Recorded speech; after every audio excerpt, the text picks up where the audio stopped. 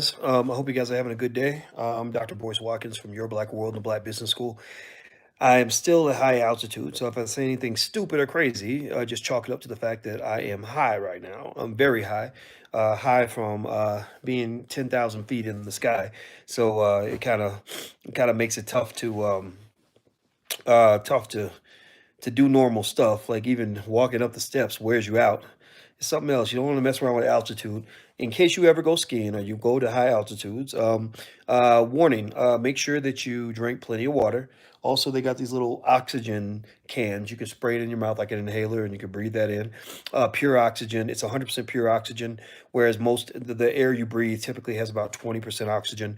When you get high altitude, it gets lower. That's why it's harder to breathe and stuff like that. It does weird things to your body. What's another thing? Oh, eat lots of carbs. Another thing you should do, so carbs, water, oxygen. Oh, and if you get a headache from altitude, take Tylenol. I heard Tylenol is good. So that's Dr. Boyce's medical recommendation, right? Which is pretty fucked up because I'm not a doctor, so I should not be making medical recommendations. So that's not a medical recommendation. That's just me telling you what I do. All right. So anyway, what's going on? How you doing? No fear, no fear. I like that. No fear, no fear. That's a nice play on words. Are you a rapper, sir? You sound like a rapper. The Crazy Critic, what's going on? And Saeed Simmons and Lucy Graves and Hannibal and Soy and Styles and Dwayne and William and Mahogany and everybody else.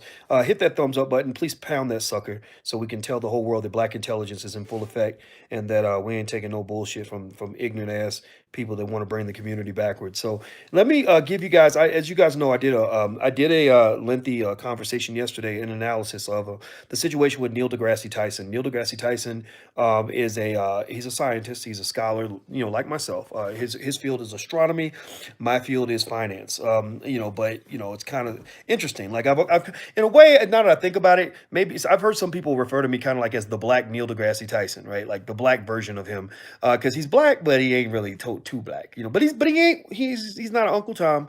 He just white people love him. White people hate me, but white people kind of like him a lot, and that's a blessing and a curse. I think when white people love you, it's good.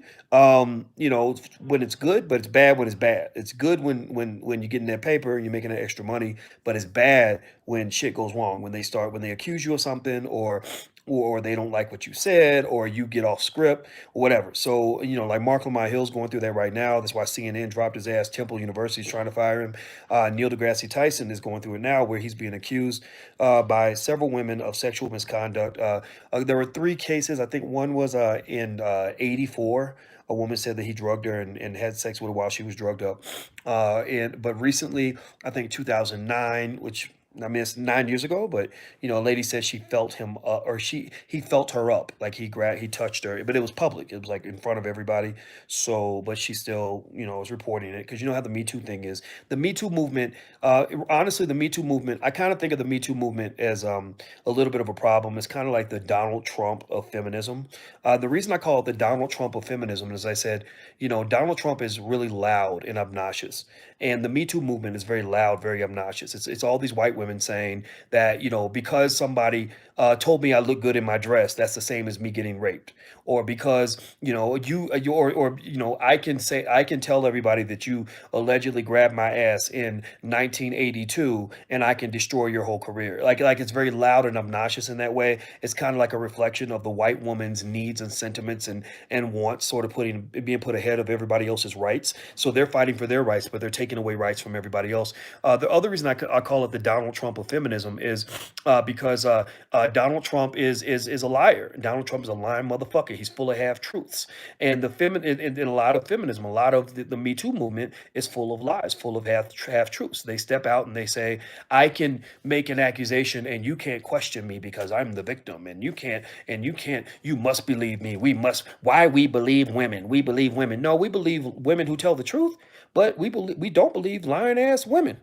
Just like with men, we believe men who tell the truth. We don't believe lying ass men. So, but so you can't sort of talk about like, oh, we want equality, but yet somehow you think I'm supposed to believe everything, every word that comes out of your mouth just because you're a woman, just because you got a vagina. Vaginas have no connection to the ability to tell the truth. Having a vagina does not mean that everything that comes out of your mouth is solid gold truth. Okay, so let's just be clear about that. So I call it the Me Too movement, the Donald Trump of feminism, because Donald Trump is loud and obnoxious, and he's a liar. The Me Too movement is loud, it's obnoxious, it's full of half truths, all kinds of half truths and propaganda.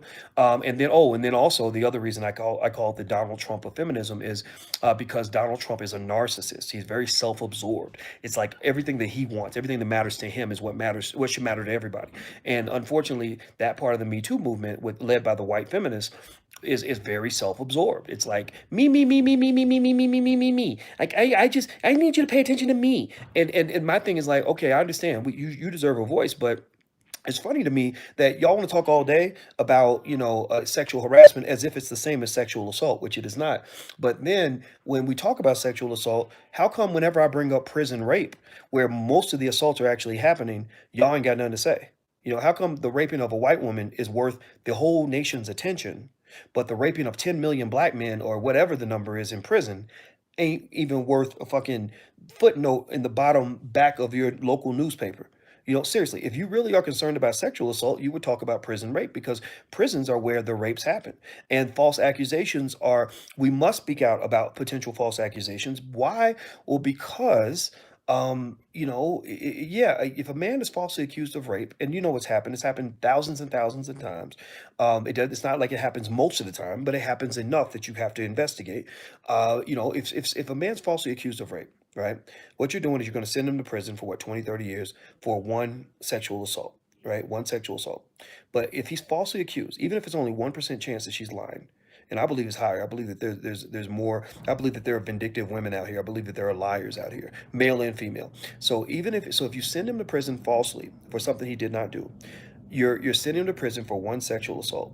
Do you know that if he goes to prison and he ends up in the wrong situation, he could literally be raped 3,000 times? So you're saying that the raping of one white woman is equivalent to the 3,000 to a black man being raped 3,000 times. Y'all ain't gonna say shit about him being raped 3,000 times in prison, but you'll talk all day about the white woman getting sexually assaulted once. So that is why, to me, the Me Too movement is the Donald Trump of feminism. It's bullshit. It's an attack on decent people everywhere. It undermines the legitimacy of straight legitimate victims who've really gone through some shit. And it's really a bunch of whiny ass white feminists running around saying, "Oh, look at me. Yeah, he hurt my feelings." I mean, I'm sorry that your boss asked you on a date and you felt violated by that. Well, I'm sorry to say it. If we talk to him, we'll tell him not to do it anymore. But don't walk around pretending like he raped you. That ain't the same thing. So anyway, Neil deGrasse Tyson is in some shit right now. Hit the thumbs up button, please. Make sure you hit the thumbs up button. Also, don't forget, if you want a free e-copy of my book, I have a book called "It Takes a Village to Raise the Bar." You can have that book absolutely free. Somebody please type the URL in. You can get it absolutely for free at drboycewatkins.net. That's drboycewatkins.net. Also, I'll be in Houston December 8th with Dr. Venetia Dutra. If you want to learn more and you live in Houston, go to drboycehouston.com. That's drboycehouston.com. So I gave you guys some URLs, Chandler, so I hope that that's enough. Somebody mentioned that I showed a picture of Neil deGrasse Tyson's wife yesterday. Yeah, it was kind of, honestly, he's got that Beckyitis. And I personally, honestly, I mean, I'm not really trying to tell him who he can love and who he can't love. I got people in my own family, who've done that. But I will say that the danger for the black man in Beckyitis is that if she accuses you of anything, you're black, she's white. So people are gonna believe Becky before they believe you. So I warn black men about Beckyitis, and I let them know, like, you're putting yourself in a vulnerable situation, because unfortunately, the vindictive white female can be the biggest predator that you've ever met in your life. So anyway, that's it. Okay, somebody says there's no emphasis in the name Degrassi. Okay, I don't know how to pronounce this dude's name. I mean, I'm just doing my best. So I'll take out the E for those who want to be grammatically correct. All right, so let me read some of what he wrote. He wrote a really intelligent response. I felt courageous. He's defending himself, and I respect the brother for doing this. He says, for a variety of reasons, most justified and some unjustified, Men accused of sexual impropriety in today's Me Too climate are presumed to be guilty by the court of public opinion. Emotions bypass due process, people choose sides, and the media social war begins. That's exactly what I've been telling you guys from the beginning. That's exactly what I'm glad that he's in. One good thing about him having the Beckyitis and being America's favorite white man is that he can say this to white folks, and there are some white people who will listen. When they hear me, they hear angry black man. And I'm proud to be an angry black man, because if you black and you ain't angry, then something's fucking wrong with you. I'm sorry, something's wrong with you, because you got a lot to be pissed off about. But the good thing about the reason I'm not so hard on Neil deGrasse Tyson is because, he's a smart dude. He represents himself well. I'm a space enthusiast. I'm a big fan of his work. And he's able to infiltrate white supremacy and able to go in there and say some things that wouldn't be heard if I said it. So it's Malcolm Martin kind of thing. So anyway, I love the fact that he said that. He's right. You can't just presume that somebody's guilty just because they're a man, and that they're innocent just because they're a woman. What the fuck is wrong with you? Anyway, let me keep going. In any claim, evidence matters. Yes, evidence always matters. But what happens when it's just one person's word against another's and the stories don't agree? There you go. If y'all been watching me on this podcast, and how many times have you heard me say things like this? How many times have you heard me say this? Tell me if you've heard it. Tell me if you've heard me say these things before. All right, so let's see. That's when people tend to pass judgment on who is more credible than whom. And that's when an impartial investigation can best serve the truth and would have my full cooperation to do so. So that's him talking about himself, saying, like, look, if you want to investigate, go investigate, but it's evidence. Evidence must be presented before you accuse somebody of something very serious. That's what he's basically saying. He said, I've recently been publicly accused of sexual misconduct. These accusations have received a fair amount of press in the past 48 hours, unaccompanied by my reactions. Unaccompanied by my reactions. So that's one full sentence. He says, in many cases, it's not the media's fault. I declined to comment on the grounds that serious accusations should not be adjudicated in the press. Yes, I agree. But clearly, I cannot continue to stay silent. So below, I offer my account of each accusation. So he's facing it head on. You got to give the brother props on that. So he's mentioning the 2009 incident. He says, I am asked by thousands of people per year to take pictures with him. A flattering, time-consuming, but delightful chore. So he's basically saying, look, I'm famous, motherfucker. Like, I take a lot of pictures. I don't even remember taking this picture. I bet that's what he's saying. And I understand that. Neil deGrasse Tyson's more mainstream than I am. So he does more stuff with more people, I don't want to even deal with. I like laying off of white people's radar. I don't really want to be mainstream. He's out there, So I know I take a shit ton of pictures. I know that every time I do an event, I can't leave the building without security helping me get out of the building. I know what that feels like. And I also, in every month or two, people will show me pictures I took with them, and I have no recollection of taking that picture. So if it's like that for me, I imagine it's got to be 5 or 10-fold for him. So he says, as many in my fan base can attest, I get almost giddy if I notice you're wearing cosmic bling, clothing or jewelry or tattoos that portray the universe, either scientifically or artistically. And I make it a priority to point out these adornments for the photograph. So basically what he's referring to is one of the ladies who accused him, this is one of the Beckys, she had a tattoo of the solar system going up her arm and underneath the strap of her dress. So apparently, what she was saying was she felt that he felt her up because he was looking at he was looking at her little tattoo in front of everybody. Now this is in front of everybody, and he kind of lifted, I guess he lifted the strap up. I don't think it's appropriate to touch a woman's shoulder like that. I'm just going to say that I wouldn't do that.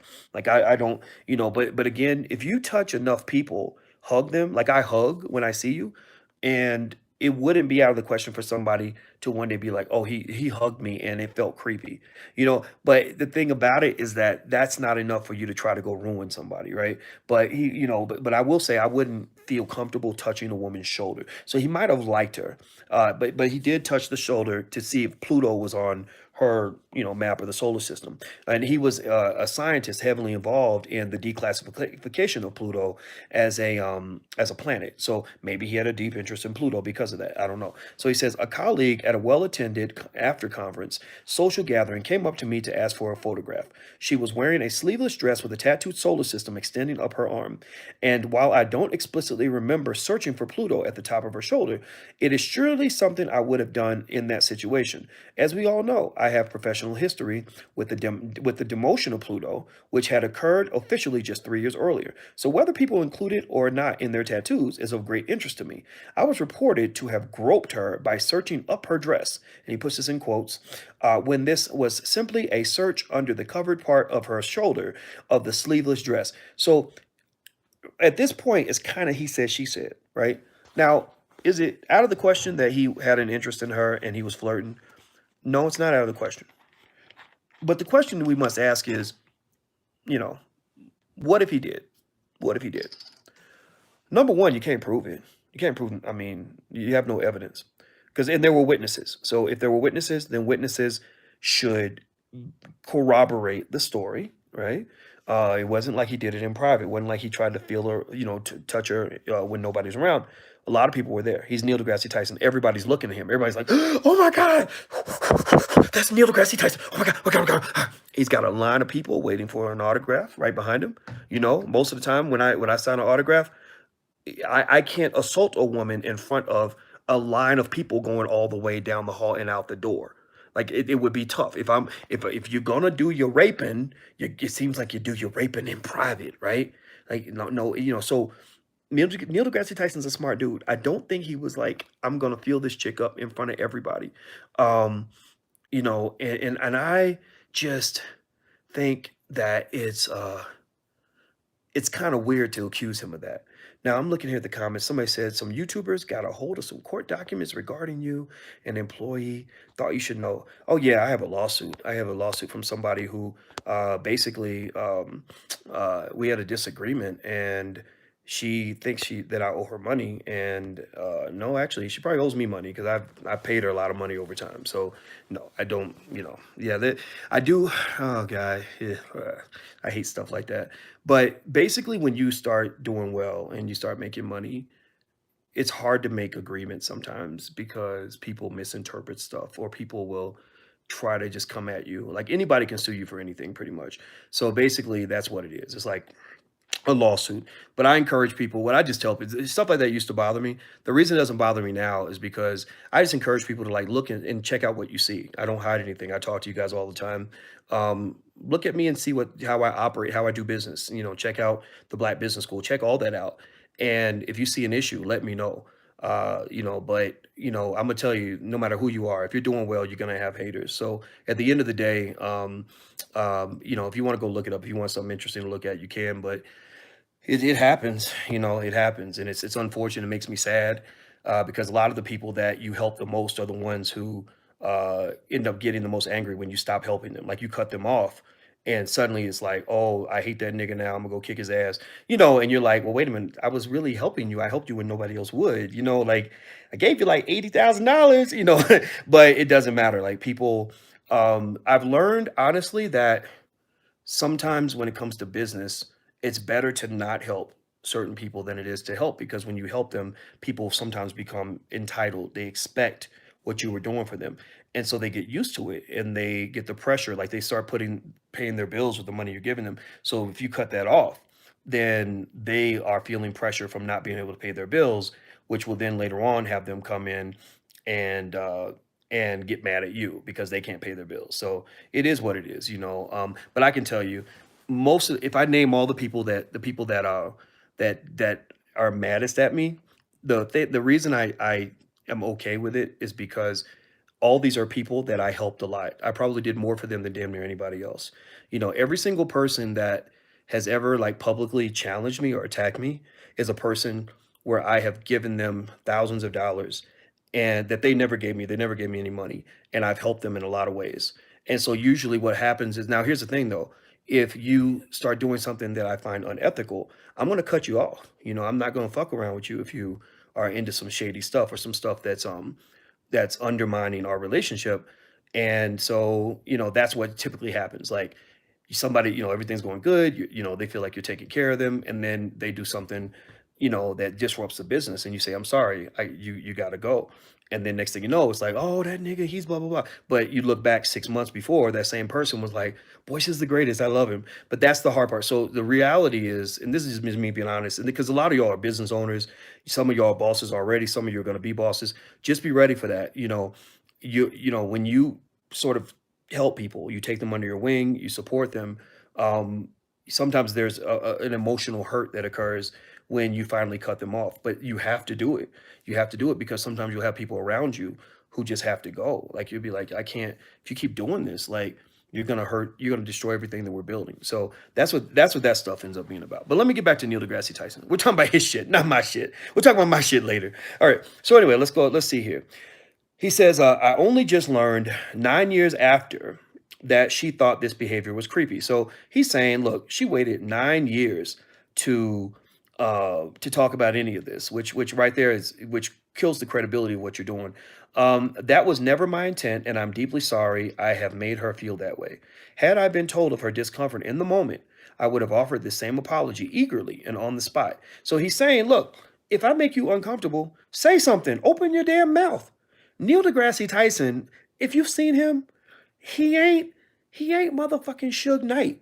You know, Neil deGrasse Tyson is not Mike Tyson.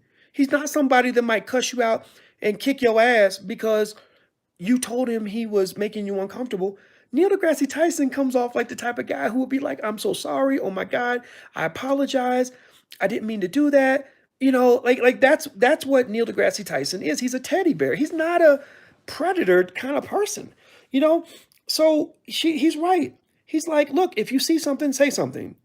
You know, don't say something, don't hold it in, and then come back and say, if you're gonna be bold early. If you're gonna be quiet, stay quiet. Like, don't be quiet in the moment. Let it happen, and then 10 years later, come back and say, "Oh, I was really pissed off at you for that." That's some immature shit. That's ridiculous. Or at the very least, nobody knows what to do with that. Nobody knows what to do with that. And so what'll happen is white women will come back and they'll say, "No, you need to believe me. The accusation's 30 years old, but it's still unfair and it's wrong and he should go to jail now, even though the statute of limitations is over." That's bullshit.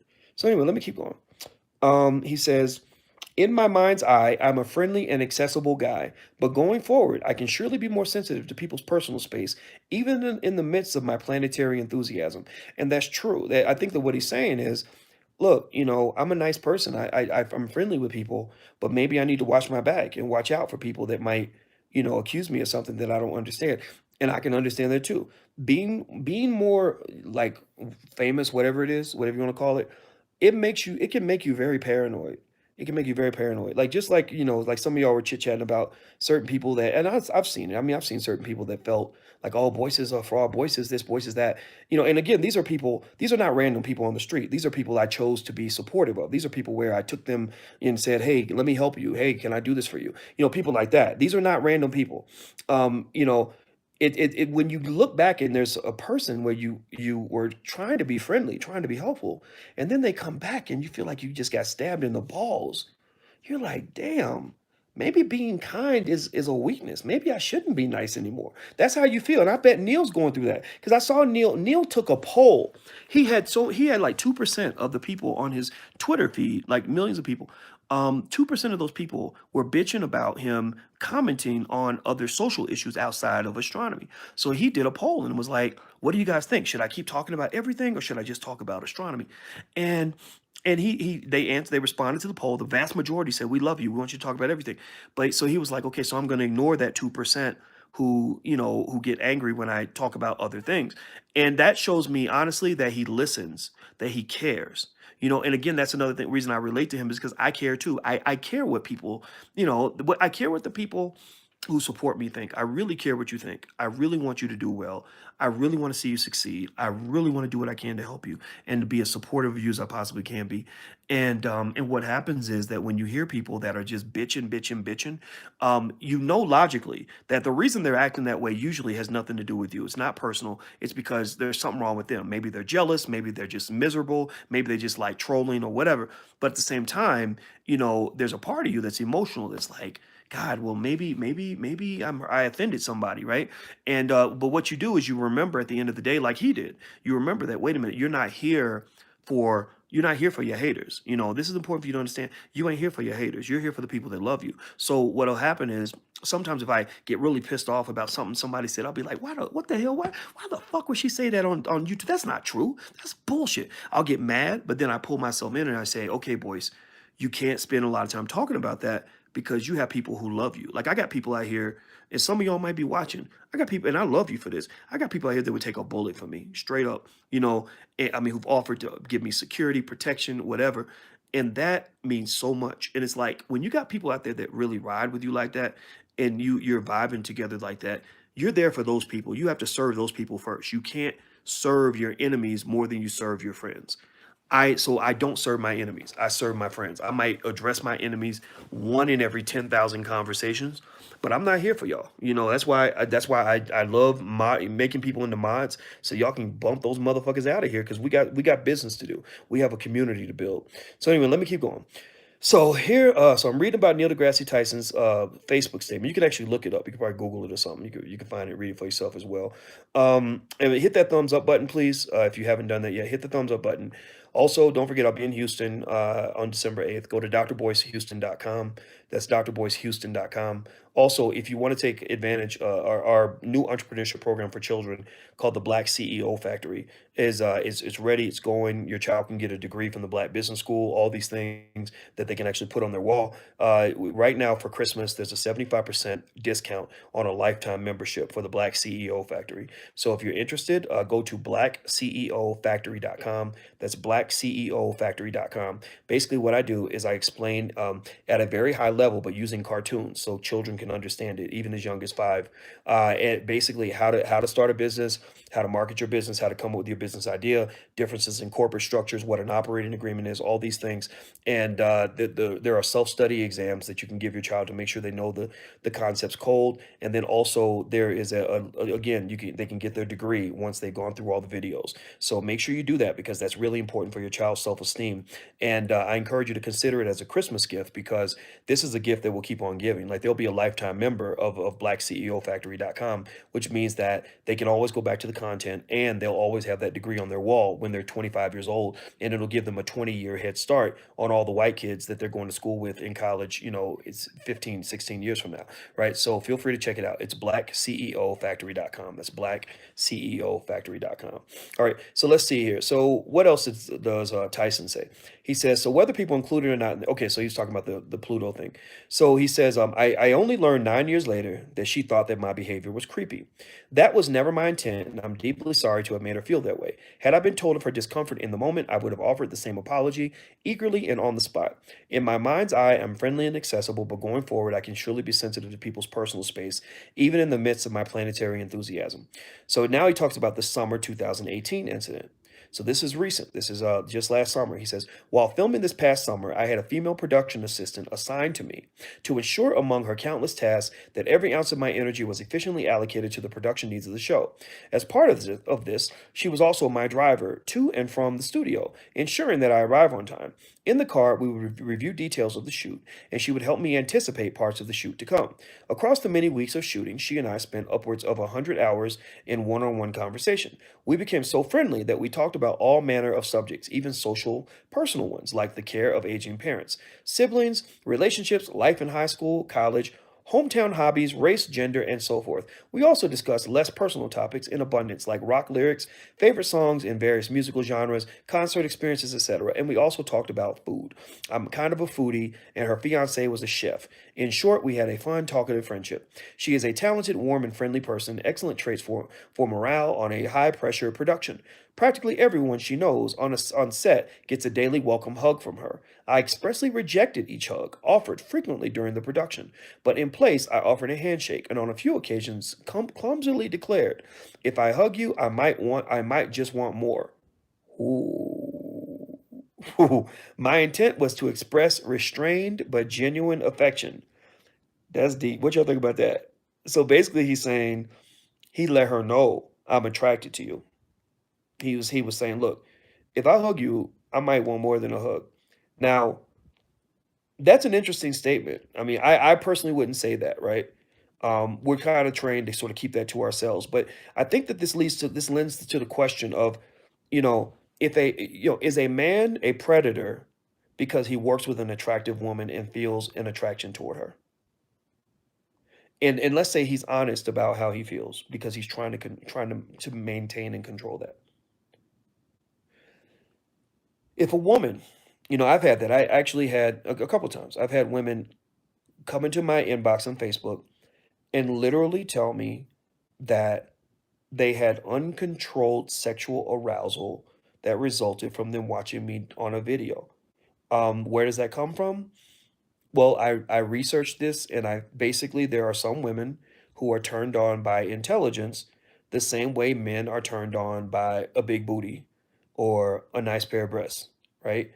And so yeah, and so honestly, when I hear something like that, I get a little nervous. I don't really respond well to that. But at the same time, the goal is not to make the person feel embarrassed or to feel like they're a predator or whatever, but at the same time, to keep enough distance because y'all know about Dr. Alicia and y'all know that she's the shit, period. Point blank, period. Like, need not apply for that job. That job is taken for life. Okay. And so it's kind of like, I'm wondering out loud, let's see, Tommy says he's a man telling women not to do things that he might, what do you say? That he may take the other way. Yeah, yeah. I mean, I don't know. I mean, he's being honest. He's saying, "Hey, if you hug me, I'm a man. Like I might get turned on by that. I might get, and so again, that clearly crosses kind of the professionalism line, right? Because what you're kind of doing is you're testing the water. You're kind of saying like, maybe you want more too, right? And so in that regard, somebody might say it's not appropriate to even say that.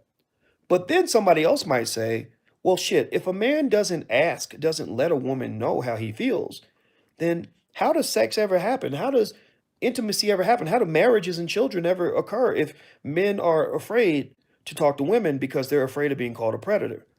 So here's what I really believe. And ladies, y'all can tell me if y'all think this is crazy or not. I believe that the rules should be based on respect, right?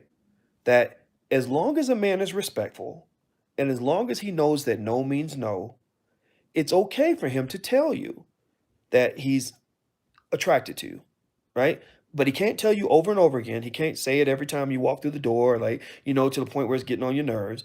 If you tell him to, chill out, slow down, thank you. I already know. You told me already. As long as he respects that line, I think that should be the no me too zone, the no predator zone. Like he's not a predator if you say, thank you, I was flattered, I appreciate it, but I have a boyfriend or I have a husband or whatever. Um, you know, and so almost like we can let this slide, like a cop. Cops are like, I'll let this slide this one time, but don't let it happen again, right? Like so, I think if you just kind of let them know, and I think if the man is like, okay, no problem, I understand. Most decent guys are like that. Most good men, I believe, are the kinds where if you just kind of tell them like thank you, but no thank you, they're gonna walk away. What we're really dealing with are the true creeps. To me, a true creep is a man that doesn't know that no means no, who pushes beyond reasonable, normal limits, who harasses the shit out of a woman, thinking that if he just nags the fuck out of her, she's gonna eventually give up and break down and be okay with that. Now, the sad thing about it is that, a lot of times those are the men who end up having the most sex because there are women out there who like that shit, who like when the man just will risk his career and risk everything in order to, badger a woman half to death. But most good men don't do that. I never did that.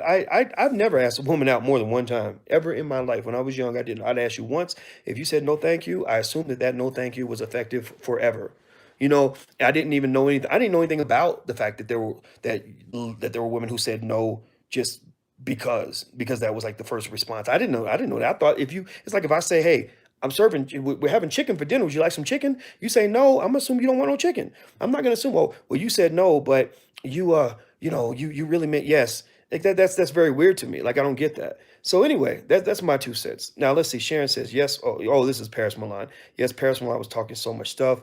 Yeah, I really think Paris. I think that honestly, I think that Paris is so talented, and we became friends when she worked with us at Fly Nubian Queen, and and I really thought there was a lot of potential there because I think she's good at what she does. But I think that she was hurt. Honestly, I think she was hurt because I told you guys, like, my big thing is that when I see someone is kind of disrupting things too much, I have to cut it off because I get as the boss, you got to maintain, stability in whatever enterprise you're doing. So when I saw people fighting and crazy stuff happening, I was like, no, like this isn't going to work. Good luck with your life or whatever. But I think that there was like a hurt there, because at the end of the day, I thought it was very strange that Paris had that deep of an issue, which tells me she was maybe triggered, like maybe there was something more there. Maybe she felt something. I have no idea, but I do know that I was kind of surprised because she said, "Well, Boyce doesn't pay me. He didn't pay me. He, no, people don't pay." And then we did. We had paid her actually the day before, and the thing was, it wasn't even that much money. It was like $95 or something because she didn't work that much. She didn't do like we were planning for her to do stuff, but she didn't do much of anything. So I was like, but you didn't even really work for us. We hadn't even signed a contract yet, So it was kind of weird, But what'll happen is like people will, like if they're mad at you, they'll say, well, wait, this person's mad at him too, and this person's mad at him too. So if you add up all these three people, then that means that there's a whole lot of people mad at you. But the thing is, I challenge them to find people who are mad at me who never benefited from me. Most of the people who end up being mad are people that I have helped a lot, who I've given money to. Maybe I've helped them pay their rent, given them thousands of dollars for stuff, and they're mad because the money got cut off. That's usually what it comes down to. But if you sort out cases where that's not the case, then maybe there's a different story. But that's kind of what it is, honestly. I think it's important to kind of bring that up. I know, like, even talking about it adds fuel to it, but I respect these people, and I don't really feel like I should just have to ignore people. But at the same time, it's like it's a good business lesson. It's something that I learned over time. Like I was very surprised by a lot of stuff. But it changes your behavior too. It makes you very careful about who you work with. You're like, okay, is this the kind of person who's going to get pissed off and go out and just start bitching and yelling because they didn't get what they wanted, whatever. So it is what it is. So okay, so I'm not going to address that anymore. Let's finish with Neil deGrasse Tyson. So he says, in the final weeks of the shooting, with just a few days left, as a capstone of our friendship, I invited her to wine and cheese at my place upon dropping me off from work. No pressure. So he didn't make her come. He didn't say, he didn't put a gun to her head and say, bitch, come to my apartment for wine and cheese. Like he didn't do that. He said, hey, would you like to come, have some wine and cheese? So he says, I served wine and cheese often to visitors. He says, I do that all the time. He says, I even alerted her that others from the production were gathering elsewhere that evening, so she could just drop me off and head straight there or anywhere else. She freely chose to come by for wine and cheese, and I was delighted. In the car, we had started a long conversation that could continue unabated. Production days are long. We arrived late, but she was on her way home 2 hours later. Afterwards, she came into my office and told me she was creeped out by the wine and cheese evening. She viewed the invite as an attempt to seduce her. So it sounds like he's saying that she was mad that she believed that he was trying to seduce her.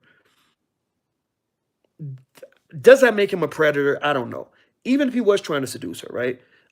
I've had, I've had women try to seduce me, and I just say no, thank you, right?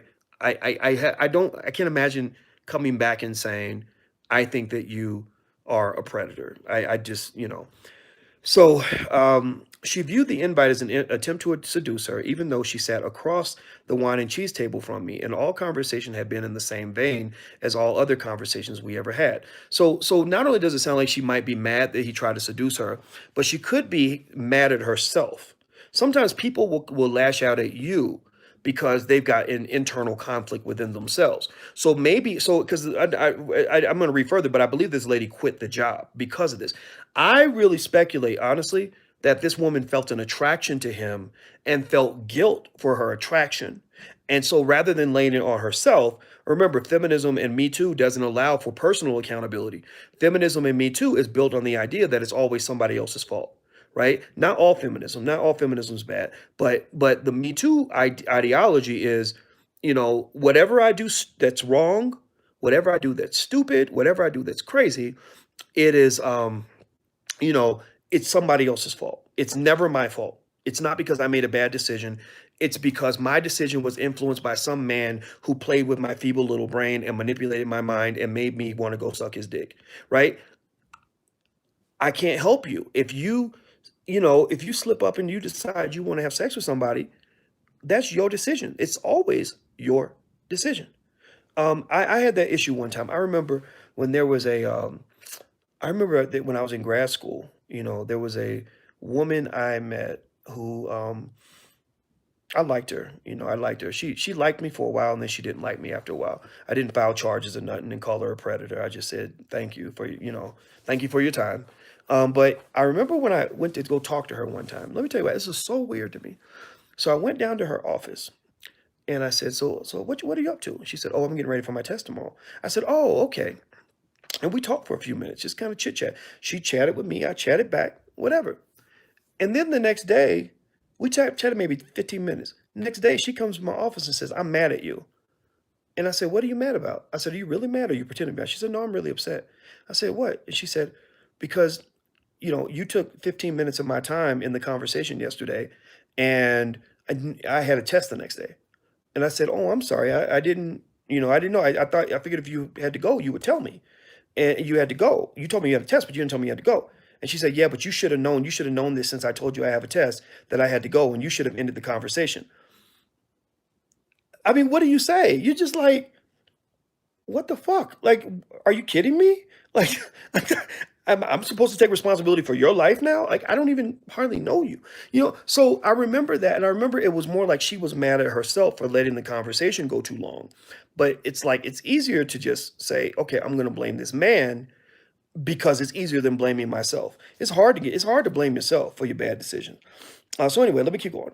Further, I never touched her until I shook her hand upon departure. So he's basically saying, I never touched this woman.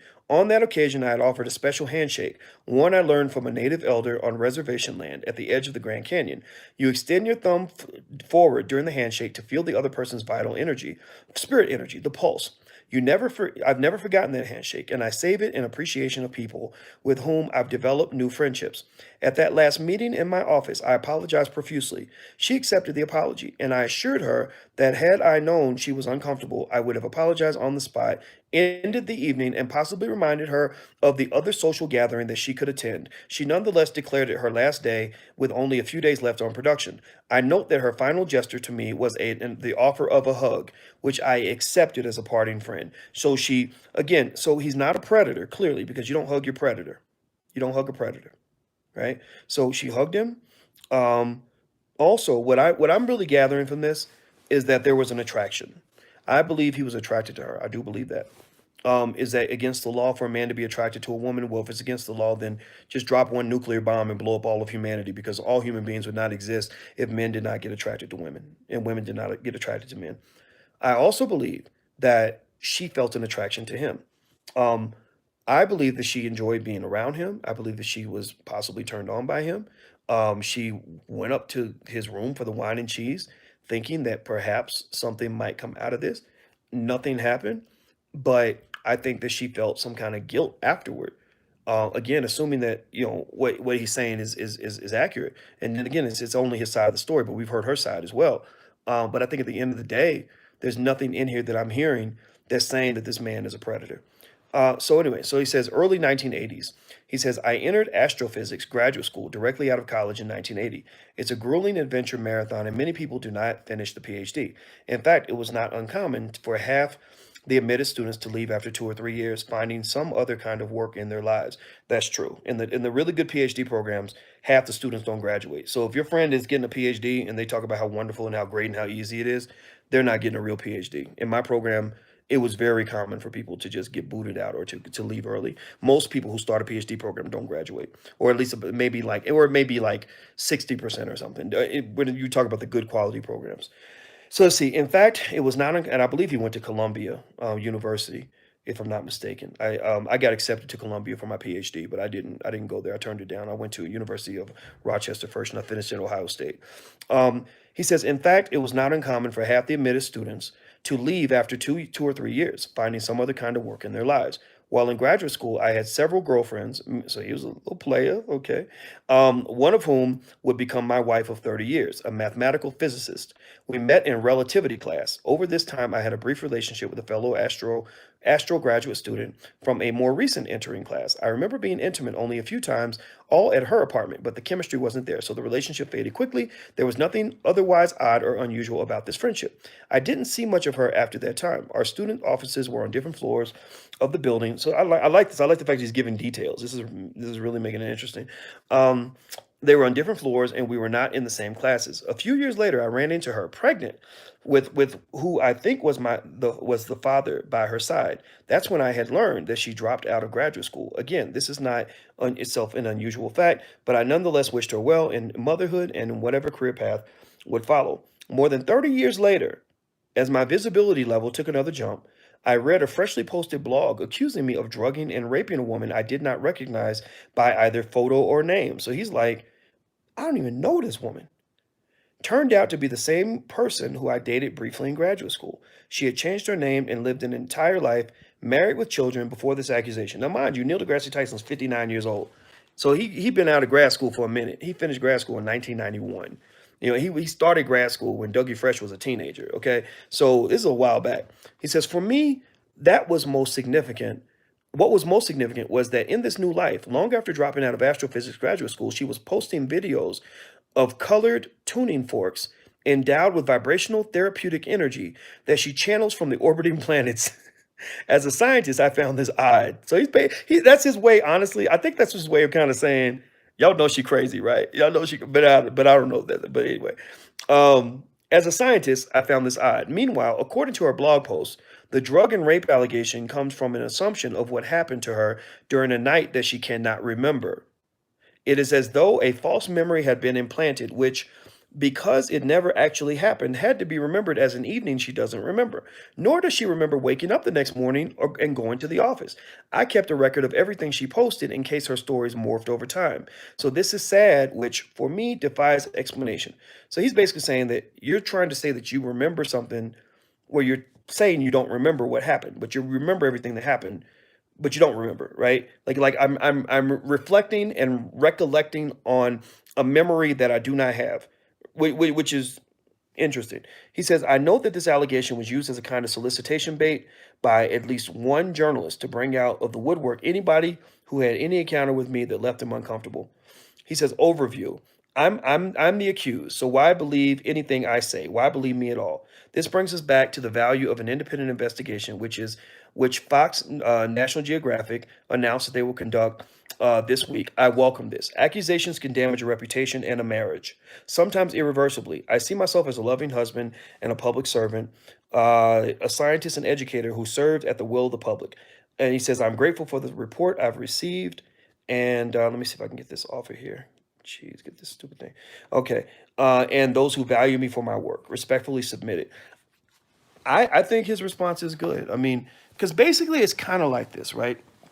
It's like, you know, you start with the Big Bang allegation. The Big Bang allegation is Neil deGrasse Tyson raped me in 1984, and because I'm aligned with the white feminists, that woman actually isn't white; she's black. But she, a lot of the black women who attend, schools like that, the one that she went to, are end up becoming very liberal. So it's like because I align with the white feminists, you're supposed to believe what I say, even though it's 30 years later, statute of limitations done passed. I didn't make any reports. There's no evidence to corroborate my story. There's no witnesses, no nothing, right? No nothing. You just got to believe me because I'm a woman, and if you don't believe me, then you're sexist, right? That's a problem, but that's where it starts, right? So it's like, and that's a big, pretty huge, damning allegation. Like, oh my God, he raped somebody 30 years ago. It's still rape, right? Okay. Then what happens is that because you've got this first accusation, then that makes you kind of believe all the others. And all the accusations kind of work together to create what people then misinterpret or mistakenly believe to be evidence, right? So it's like, because you have this one person who has a story from 1984, which really, for all we know, could be totally made up. There are people who are mentally ill enough that they make things up. Believe it or not, it actually happened during the Kavanaugh situation. No, y'all people don't talk about it in the liberal space because most liberals just want to, they just looked at Kavanaugh because he was a conservative and had issues with him, which is fine. But here's what y'all may not have heard about, but there was one lady who wrote a letter where she was saying, Brett Kavanaugh raped me. This is what happened, blah, blah, blah, blah. Kamala Harris you was using this letter as part of her evidence, right, to support this idea that Kavanaugh raped people. Well, they investigated. The FBI, CIA, all those people went to they found this lady. They went to her house and they looked her up. It turned out that this was a lady who was like 30 years older than Brett Kavanaugh. She did not know him. She'd never met him. And when the feds got to her house, she got scared. And she said, "No, I've never met him. I never had sex with him, but I just really think he'd be bad. He's a horrible person, and the Republicans are bad, right?" Like, and then they don't talk about that. But the thing is, my point is that you got people out here that are crazy. I mean, and here's what's funny. It's very easy for me to convince you that there are crazy men out here, right? If I say, yeah, I met a man, he's out of his freaking mind. He was making stuff up and hearing voices and it said he's gonna go kill somebody. That's a believable story. But when I say that there are also women who are that crazy too, people are like, oh no, it's sexist. You can't believe that. No, that's not true. There's some crazy ass women out here, right? So the thing is, you're taking this first accusation, which is very serious, which could have been submitted by a crazy person, and you are then allowing that to open the door to make every other accusation believable. So then anybody who's ever had an issue with Tyson, anybody who doesn't like him, anybody who, for whatever reason felt uncomfortable, can come back and pile on. And then what happens is you got these three accusations, and you're like, oh, something must be true. My God, that's three different people. When really, it's three different unsubstantiated claims. So remember, y'all need to understand this. It's mathematical. 0 plus 0 plus 0 plus 0 equals 0. 0 plus 0 plus 0 times 0 to the 0 power divided by 0 with plus 0 plus 0 plus 0 is still 0, right? It's not actually technically, if you're a mathematician, you know that number is undefined, but if you're not a mathematician, it's still 0, right? So I think at the end of the day, what Neil is saying in this letter, I'm glad he wrote it. I think it's good. I think it's a great statement about the whole Me Too era, which was completely misguided. Is he's saying you gotta at least consider the the problems that occur when you allow people to just claim anything about anybody and destroy them with no evidence. So I'm glad he wrote the letter. I support what he wrote. If it turns out that there's proof that he did something horrible to somebody, then I think that should be dealt with. If it turns out that the lady just felt uncomfortable because he touched her shoulder, well, then I think she needs to get over that shit. You should have told him right then. You should have said, motherfucker, don't touch my shoulder. Like, that would have been fine. But because you did not do that, you need to get over that shit. You're not a rape victim. Stop it. Just stop it. It's stupid. You look crazy right now. So that's it. That's my 2 cents on Tyson. Again, I think that for him, his mistake is, I think Becky-itis, it has its hazards. I think that when you're a black man, you're dating lots of white women. I think all you need is one crazy one. One crazy one can tear the whole house down. So you got to be thoughtful about. But then even if you don't have Becky-itis, there are some black women who will try to tear your house down because there are some damaged black women out here too. So just generally speaking, you got to be thoughtful about who you have in your space, And what's hard though about being famous is that a lot of people come in your space. I think about this all the time. I think about it all the time. Every time I'm out and I'm meeting all these people and going places and hugging people and talking to them and hearing them out, and I listen to every person when they're talking. If you've ever seen me in public, if you've ever met me in public, if you got if you got a story to tell and I got time to hear it, I want to hear your story. And I just think about that sometimes. I'll be like, what if one of these people is just crazy? What if one of these people makes up a story? What if one of these people tries to hurt me? It goes through your mind. And so I think that this is an example of that you meet thousands of people. Celebrities have a different life. He's a celebrity. I'm just a respected scholar. Maybe I wouldn't call myself a celebrity, but some similarities might exist. But they have a different life. Like, you're literally interacting with thousands and thousands of people, and it's exciting and it's interesting, but at the same time, it can be a little bit dangerous too. So I just say to everybody out here, whatever you're doing, just be careful. If you got sons, tell them to be careful. You got daughters, tell them to be careful too. And I think at the end of the day, I think Tyson's gonna be fine because I think a lot of this is bullshit. I think it's total bullshit. So anyway, I'm out of here, guys. Have a good day. Make sure you hit the thumbs up button before you go. Please do that. Also, if you want a free e-copy of my book, It Takes a Village to Raise the Bar, go to drboycewatkins.net. That's drboycewatkins.net.